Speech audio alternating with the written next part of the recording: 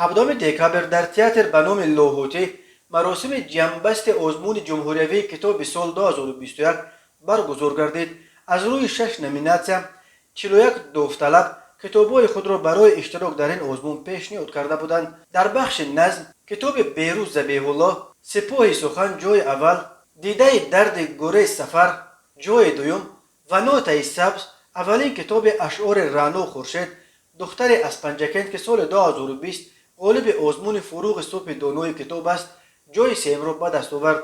در بخش نثر جای اول را کتاب دلاور میرزا با نام کیفر صاحب شد.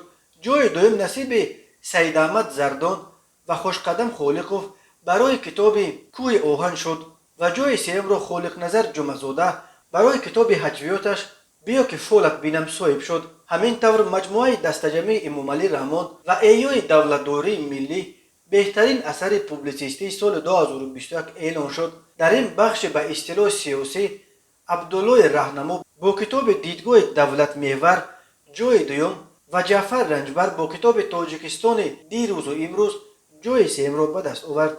همچنین کتاب نظام قاسم چوجه جوجه و خوجه بهترین کتاب شعر کودکانه و کتاب صفی ناصری ستاره‌شهی درون سر بهترین کتاب نشر کودکان دانسته شد.